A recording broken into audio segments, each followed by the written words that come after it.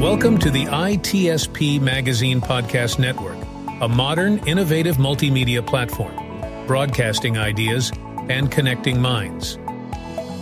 Every company has a story to tell, from the small startup to the large enterprise, and everything in between. This is one of them. We hope you enjoy this brand story conversation.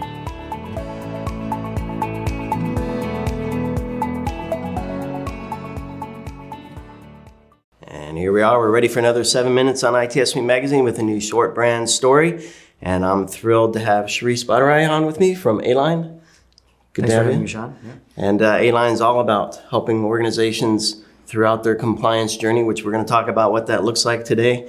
Maybe if you can just start off with an overview of who A-LIGN is and what services you offer. Sure, yeah. So we're a cybersecurity company that we specialize in audits across all major frameworks, SOC, ISO, PCI, you name it, we do it. We're also proud to be one of the highest volume HITRUST assessor firms, which means that we get a front row seat in recognizing and understanding people's organization's compliance roadmap and where they start, where they finish, what kind of risk profiles that they have. So we have that ability to look at. And you're all about HITRUST. That's your role. Yeah, that's what I do is run the HITRUST team, and we have we do a lot of assessments every year, and that's it's common for organizations to start out their compliance journey with a SOC 2 attestation and an ISO 27001 certification.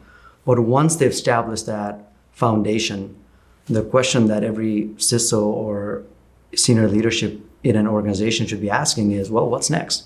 Because Sean, you and I know compliance is not a one-stop destination. Right. There's no finality to the process. It's an ongoing journey.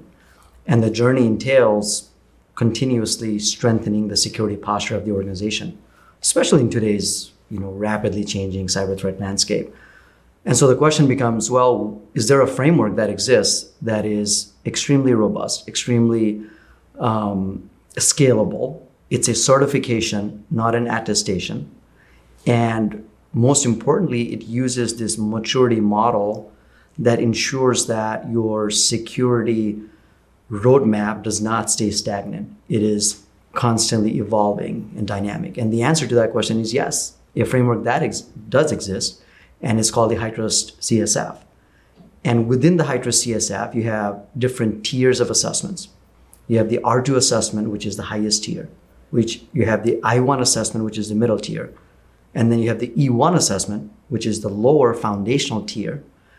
And it has never been easier for organizations to tag on that comprehensive of a framework into their existing portfolio of a SOC 2 and an ISO 27001. So talk to me about getting started, because I think the success, certainly with the SOC 2 and 27001, is rooted in that initial entry of getting started, which is the hardest part for a lot of organizations.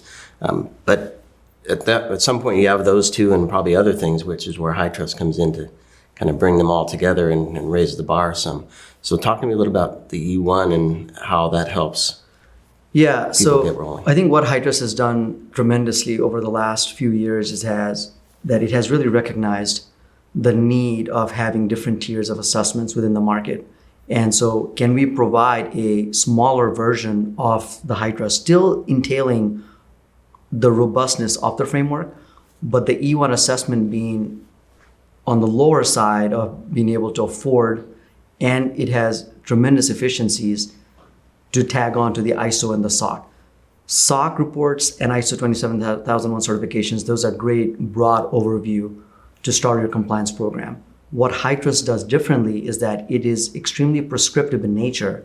And so with a static 44 requirements within the E1 assessment, it really focuses on your data security, which is never been, it requires that level of security because you are dealing with patient data, you're dealing with other sensitive data. So that's where the value lies, is its comprehensive nature.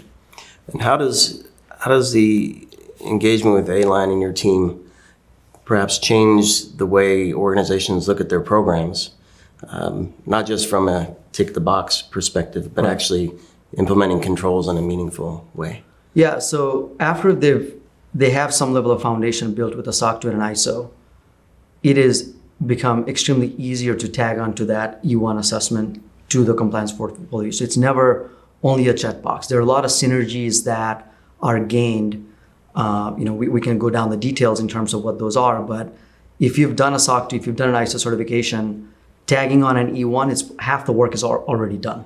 And the other half, speaks to the level of robustness that E1 has. So whether that's having to provide more population and samples, things like that, the level of robustness requires you to do that extra work, but you're half of the way there. So who do you typically work with in terms of types of organizations? Are they small, medium business, larger organizations? We don't discriminate. We have clients that are on the S market side. We have medium-sized businesses, and we have enterprise.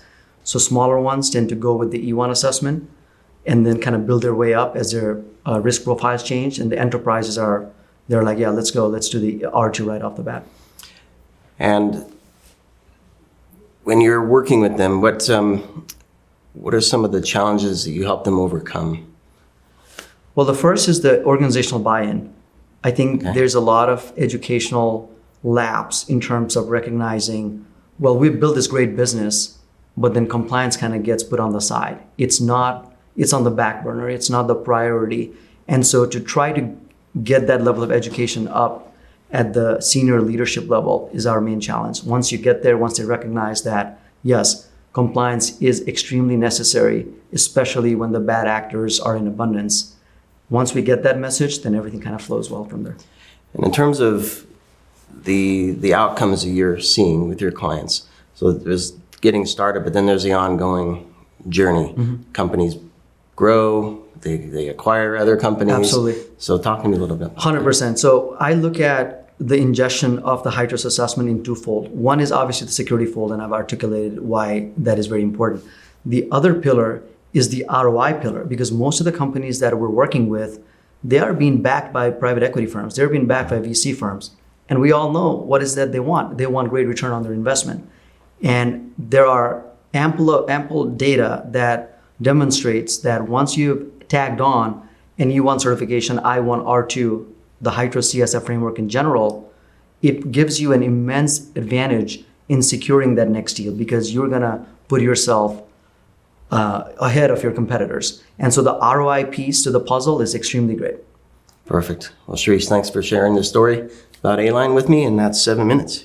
Thanks, John. You're on ITSP Magazine.